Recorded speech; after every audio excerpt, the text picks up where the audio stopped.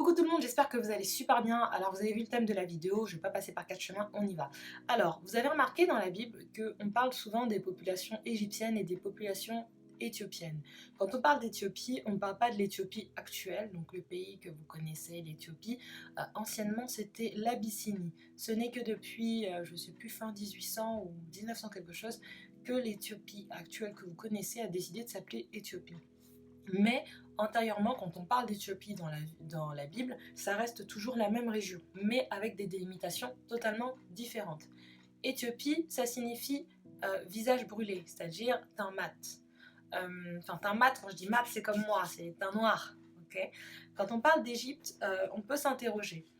Et quand on regarde vous allez comprendre au fur et à mesure des histoires qu'on va étudier tout au long de cette étude, vous allez comprendre pourquoi il est important de comprendre la science et la Bible et d'associer les deux pour mieux comprendre les histoires des différents prophètes qui nous ont précédés. Tout d'abord, quand on regarde les recherches de l'historien qui s'appelait Cheikh Anta Diop et notamment de plein d'autres historiens, on découvre, en tout cas dans la francophonie, parce que dans le monde anglophone ce n'est pas un secret, que les Égyptiens étaient des populations kamites, c'est-à-dire des populations noires. Et on a découvert par des prélèvements ADN que le taux de mélanine était très très très élevé. Ensuite, vous avez plein d'autres histoires que je pourrais vous rapporter ici, mais ce n'est pas le but de cette étude. Mais là, c'est vraiment sur la foi et sur l'histoire que l'on va se focaliser. Donc on va partir sur ces différentes théories qui sont que les Égyptiens, les Éthiopiens, dans la Bible, représentent le peuple noir. Ce qu'il faut savoir, c'est qu'avant, il y avait plusieurs royaumes. On avait le royaume de Couch, qui représentait une partie de l'Égypte actuelle que vous connaissez. Vous aviez le royaume de la Nubie, vous aviez le royaume Congo, vous aviez le royaume Ashanti, enfin plein de royaumes que vous connaissez, l'Éthiopie, voilà. Et quand on parle d'Éthiopie dans la Bible, on parle vraiment de personnes noires. Quand on parle d'Égypte, on parle de personnes noires, puisque de toute façon, c'est ce que l'histoire et la science nous prouvent aujourd'hui. Maintenant, on va partir sur différentes histoires. La première histoire qu'on va étudier dans un premier temps, c'est l'histoire de Moïse. Moïse, c'était un hébreu, en fait, qui a vécu, qui est né dans une famille hébreu, qui à l'époque était esclave des Égyptiens, donc des pharaons. Ce qui se passe, c'est que au moment où Moïse naît, on décrète que tous les enfants qui ont moins de 2 ans, chez les Israélites, donc chez les Israélites, doivent être exterminés. À cette époque-là, vous connaissez l'histoire de Moïse, sa mère Yochébed le met dans un panier d'osier, le laisse flotter sur le Nil. La grande sœur Myriam suit le panier d'osier et elle découvre qu'en fait ce panier arrive directement dans la maison de la fille de Pharaon. Okay, la fille de Pharaon décide d'élever Moïse comme son fils. La fille de Pharaon, quand elle a reçu ce berceau, quand elle l'a vu, tout de suite, elle a réussi à reconnaître que cet enfant était un enfant hébreu. À l'époque, mes amis, on n'avait pas de test ADN, on n'avait pas de recherche aujourd'hui comme vous pouvez avoir sur des sites comme My Ancestor, etc. À l'œil nu, pour pouvoir reconnaître que cet enfant n'est pas un Égyptien, surtout que c'est un bébé. Voilà, ça confirme la thèse qu'on avait comme quoi les pharaons étaient noirs et que du coup, les peuples sémites étaient des populations plutôt typées, plutôt blancs, plus clairs. Donc quand la mère adoptive, donc la fille de Pharaon, découvre le berceau de Moïse, elle décide de l'élever comme son fils. Je n'en doute pas et je pense très certainement que Moïse a été victime certainement de discrimination, de racisme, puisqu'il n'a jamais pu se sentir à sa place, à tel point que son œil était toujours fixé sur le peuple d'Israël, qui était son peuple à lui. Donc Moïse grandit dans cet univers où il n'est pas forcément à sa place, c'est pas sa famille de sang, c'est pas, voilà, et où l'esthétique de beauté c'est la peau noire, c'est les personnalités noires, les cheveux crépus, enfin voilà. Moïse grandit dans cet univers. Et vous le savez, Moïse avait des soucis de parole. Les personnes qui sont bègues, on explique que soit c'est héréditaire, soit c'est à cause du contexte familial, soit un traumatisme, un choc, et souvent ça résulte de cela. On peut considérer que peut-être que Moïse a été victime justement de racisme, de discrimination, pas forcément évidente à porter, et puis peut-être de traumatisme, parce que quand il voit son peuple, les personnes qui lui ressemblent, ces personnes sont maltraitées. et on ne sait pas comment Moïse a vécu. Une chose est sûre, c'est que Moïse, on peut dire que c'était un peu un activiste dans l'âme. Le jour où Moïse a vu un Égyptien en train de battre un Israélite, le réflexe de Moïse, ça a été de défendre l'Israélite. Pourtant, il a grandi dans la maison de Pharaon. Pourtant, il savait depuis qu'il était né que les Israélites étaient considérés comme des esclaves. Mais à l'intérieur de lui, il y a cette pulsion d'injustice qui a fait qu'il a défendu l'Israélite. Et ensuite, il y a eu des répercussions sur Moïse. Mais quand Moïse est arrivé, l'Égyptien n'a pas tenu compte du statut de Moïse, d'accord? Il a vu un jeune homme blanc à l'époque, il ne s'est pas dit, non mais lui il est forcément positionné. Pourquoi? Parce que dans les mœurs, tu étais comme ça, tu étais forcément esclave. Donc, Moïse a défendu des personnes qui lui ressemblaient, son peuple. Bon, vous connaissez un petit peu l'histoire de Moïse. Moïse prend la fuite, et quand il prend la fuite, donc il va au pays de Madian, et là, il décide encore dans son rôle d'activiste de défendre un groupe de femmes. Et dans ce groupe de femmes, il y avait Séphora, Séphora. Et ce qui se passe, c'est que Moïse n'est pas reconnu par les jeunes hommes qui étaient là en train d'embêter ces jeunes femmes. On ne reconnaît pas qu'il est d'ascendance royale. Pourquoi est-ce qu'on ne reconnaît pas? Parce que physiquement, il ne représente pas l'ascendance royale qui était dans les mœurs, en fait, à l'époque. Donc, encore une fois, vous voyez, ça revient, ça revient. Et c'est important de comprendre ce conflit d'ethnicité pour mieux comprendre ce qui se passe par la suite. Donc, Moïse défend ses femmes et décide d'épouser Tsipora. Séphora, c'est une Éthiopienne, une femme noire. Et pourquoi Moïse choisit d'épouser une femme noire? Parce qu'on dit souvent que l'homme choisit une femme qui ressemble à sa mère. Et Moïse a grandi dans un contexte, un univers où l'esthétique de beauté, c'était la femme kamite, la femme noire. Donc Moïse épouse une femme qui ressemble à sa mère adoptive, qui ressemble à l'univers dans lequel il a grandi. Les années passent, et là on décide de se focaliser dans le livre de Nombres, chapitre 12. Donc moi, vous verrez durant cette étude que j'aurai 2 livres. Donc celle-ci, la Bible juive complète. Donc on a ce qu'on avait vu la dernière fois, le Tanakh et le Bérith Hadasha, donc l'Ancien et le Nouveau Testament, et la Bible qu'on connaît tous, version Louis II, parce que j'estime que c'est l'une des meilleures versions actuelles. Ok, peut-être que j'aurai cette Bible-là, bon, c'est parce que je l'étudie, quoi. Donc on est là, et donc dans Nombre 12, pour faire court, on a Myriam qui critique le fait que Moïse ait choisi une femme éthiopienne pour être son épouse. D'accord? Et cet acte de discrimination n'a pas plu à Dieu. Et parce que ça n'a pas plu à Dieu, Myriam a été frappée par la lèpre et éloignée du camp pendant un certain temps. Donc on voit déjà que Dieu n'est pas pour les discriminations, mais que Moïse, durant toute sa vie aussi, ça a été une recherche, une quête identitaire.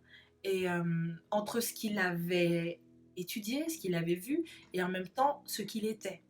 Ce n'est pas la seule fois que dans la Bible on parle de ces différences de couleurs. Ensuite on avance un peu dans la Bible et on arrive dans le fameux verset que tout le monde connaît dans Cantique des Cantiques chapitre 1 verset 5. Je suis noire mais je suis belle fille de Sion. Ou je suis noire et je suis belle fille de Sion, en fonction des traductions. C'est pas forcément négatif. Le mais a souvent porté un petit peu d'interrogation, mais ce n'est pas négatif. Le mais, c'est dans le sens où, selon vos critères, être noir c'est négatif, mais même si selon vos critères être noir c'est négatif, moi je suis belle. Et si Dieu a permis que ce livre soit dans la Bible et que cet éloge soit dans la Bible, ce n'est pas un hasard. L'apôtre Paul disait dans ses écrits que les personnes qui ont écrit la Torah, les Ketuvim, le Nevim et le Bérith Hadasha étaient inspirés par le Saint-Esprit, étaient inspirés par Dieu. Si Dieu a permis que ce livre soit dans le Tanakh, c'est pour une raison.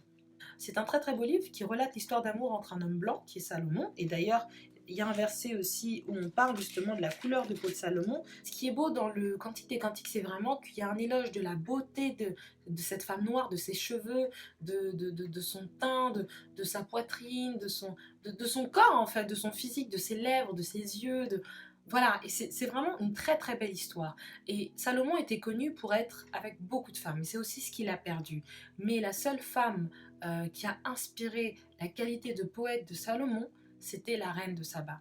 De cette union est né un fils qui, selon les Bêta Israël, donc ce sont les juifs éthiopiens, certains les appellent les Falachas, mais les Falachas c'est très très mal vu de la part des Bêta Israël. Donc de cette union est né Ménélik, qui a été aussi un roi ensuite au royaume de Saba. Alors Moïse aussi a eu des enfants avec cette Éthiopienne. Et Salomon a eu un enfant avec la reine de Saba. Quand la reine de Saba est venue voir Salomon, elle a appris aussi la culture, la religion de Salomon. Et c'est quelque chose qu'elle a emmené dans son pays, le royaume de Saba. Et si on faisait une petite pause et qu'on se demandait qu'est-ce que Dieu pense du peuple noir? Et pour ça, et je pense que vous ne l'avez jamais lu, on va lire Ésaïe chapitre 18. Je prends ma version hébraïque, traduite en français bien évidemment, et je comparerai avec les autres versions que j'ai lues. Chapitre 18, on va lire le verset 1 au verset 3 et au verset 7. Ensuite, ce qui est au milieu, je ne l'ai pas vraiment étudié, mais on en reparlera peut-être dans une autre vidéo.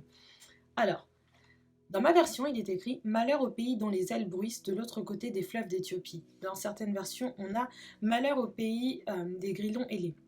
Les grillons ailés, c'est une forme de criquet qui existe principalement en Europe occidentale et dont 20% de cette espèce se situe en France dans le sud. Okay.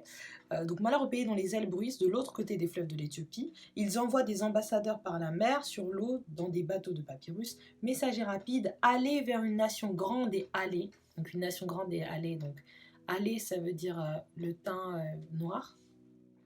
Vers un peuple craint de loin et de près, vers une nation forte et conquérante dont le pays est sillonné par les fleuves. Donc le fleuve du Nil et le fleuve Congo. Et ensuite au verset 7...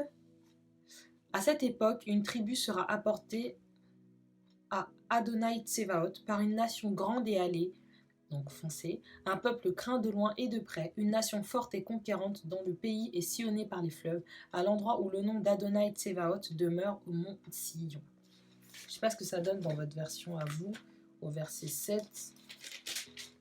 Ici, ça donne... En ce temps-là, les offrandes seront apportées à l'Éternel des armées par le peuple fort et vigoureux, par le peuple redoutable depuis qu'il existe, nation puissante qui écrase tout et dont le pays est coupé par des fleuves. Elles seront apportées là où réside le nom de l'Éternel des armées, sur la montagne de Sion. Amen, bon à savoir. Donc voilà, donc ça c'était une petite parenthèse. Et puis au fur et à mesure du temps, on peut se demander, est-ce que l'esclavage et la colonisation ont été des moyens d'évangélisation de l'Afrique? Est-ce que l'Afrique a connu le christianisme par le biais, je ne vais pas dire grâce, mais plutôt par le biais de la violence avec l'esclavage et la colonisation? Est-ce que le christianisme n'est pas arrivé d'une autre manière? Alors tout d'abord, ce qu'il faut savoir, c'est que l'Éthiopie, l'Égypte figurent déjà dans la Bible. Et par le biais de la descendance de Moïse et par le biais de la descendance de Salomon, on avait déjà des personnes noires d'Éthiopie antique qui avaient déjà la connaissance du Tanakh, qui avaient déjà la connaissance de l'Ancien Testament et de la Première Alliance. Et ensuite, ces personnes-là ont continué de partager cette connaissance de génération en génération. D'accord ? Donc, l'Afrique avait déjà reçu le message du Tanakh. Par la suite, on a la rencontre dans Actes des Apôtres, on a la rencontre justement de Philippe dans le désert avec l'eunuque éthiopien. Je ne sais pas si vous avez déjà entendu cette histoire, donc je vais retrouver rapidement la référence. Actes chapitre 8, verset 26, jusqu'à la fin du chapitre. Et là, on a la rencontre de Philippe. Donc, Dieu demande à Philippe de se rendre dans le désert. Dans le désert, Philippe fait la rencontre d'un eunuque éthiopien qui est en train d'essayer de comprendre, de déchiffrer le Tanakh. Philippe va l'aider justement à déchiffrer ce Tanakh et il tombe sur un passage qui annonce la venue de Jésus. Et donc cet eunuque éthiopien reçoit le message de Jésus, reçoit le salut et décide de se faire baptiser dans le désert, puis il retourne dans son pays avec le message de l'évangile. Alors on peut se dire, ok, mais les conséquences par la suite, comment est-ce qu'on sait quel a été l'impact de cette conversion dans le désert? Là on va partir sur mes cours. Donc moi quand j'étais au collège, mon professeur d'histoire m'avait dit que durant l'esclavage, le seul peuple qui n'a pas connu l'esclavage, ni la colonisation d'ailleurs, voire très difficilement la colonisation, c'était le peuple éthiopien. Okay. Pourquoi? Parce qu'on considérait que les Éthiopiens avaient une âme. Alors là, j'arrive plus à trouver la source, mais effectivement, tout ce que je vous ai dit avant est vrai, c'est prouvé. Voilà, mais on disait que les Éthiopiens avaient une âme. Et là, j'ai commencé à réfléchir. Avoir une âme, ça veut dire quoi? Avoir une conscience, avoir une... Voilà. Et en fait, c'est parce que lors des invasions, qu'elles soient voilà, de l'esclavage francophone ou... Voilà, on disait l'évangélisation ou la colonisation, voilà. Lorsqu'il y avait ces invasions-là, on trouvé comme prétexte qu'on voulait apporter un évangile pour faire sortir les Noirs de l'obscurité, blablabla, blablabla, blablabla, ces populations barbares, etc. Et en fait, on leur a apporté un faux évangile. On a apporté un christianisme façonné où les bons sont blancs, les mauvais sont noirs. Et donc, en Afrique, il y avait déjà ce réveil, il y avait déjà un réveil. Et, euh, et donc, en fait, le colon, l'esclavagiste, est arrivé en imposant son point de vue. Mais ils n'ont pas pu toucher à l'Éthiopie, puisque l'Éthiopie était une nation qui était consciente que ce message était erroné. Donc, il n'était pas possible de les convaincre d'un message qu'ils avaient reçu directement de la part des disciples ou directement de la part de leurs ancêtres, tout simplement. Donc, ce qui s'est passé, c'est que si ce message continuait d'être révélé partout en Afrique, on était perdu. On était totalement perdu. Donc, ce qui s'est passé, c'est qu'on a commencé à déporter des populations. Donc, d'une certaine partie, donc là, je parle de la stratégie du diable, hein, une certaine partie de l'Afrique, il a fallu déporter des populations. Et dans une autre partie, on a apporté une autre religion qui arrivait juste après le christianisme et qui était justement, eh bien, l'islam. Donc il fallait absolument qu'on brouille les pistes sur ce développement de l'évangile en Afrique. Et vous savez, aujourd'hui, les Africains, c'est un peuple, enfin, vous leur donnez une Bible et waouh, quoi, il y a une telle intensité, c'est très très fort. Donc, le christianisme n'est pas arrivé par l'esclavage ou autre, on n'a pas attendu l'esclavage en Afrique. Le christianisme est arrivé de manière naturelle, propre, par amour.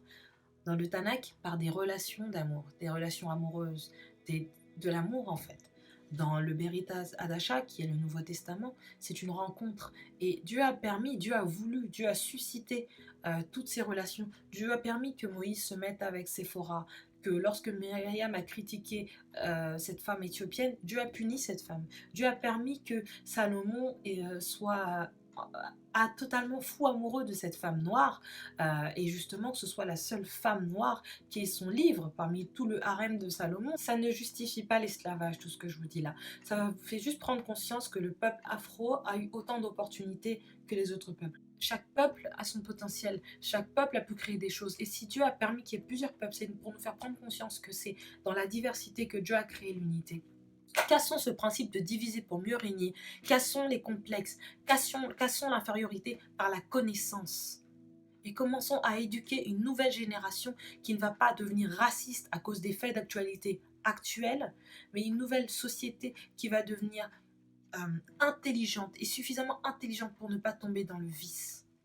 Instruisons-nous, allons à l'école, lisons notre Bible, lisons la parole, challengeons Dieu, parce que Dieu n'a pas besoin d'avocat. Dieu a les réponses à chacune de nos questions. N'ayons pas peur, n'ayons pas peur. En tout cas, voilà, c'est la parole que je voulais partager avec vous aujourd'hui. Il y a plein d'autres choses qu'on pourra partager plus tard. Mais voilà, ça c'est une petite partie, mais on peut aller plus en profondeur. Si ça vous intéresse, vous pouvez m'envoyer un message aussi en privé. Voilà, j'espère que ça vous aura plu. J'essaierai de mettre d'autres sources, on parlera plein d'autres sujets plus tard. Et puis voilà, plein de bisous, c'est trop long. Bye bye!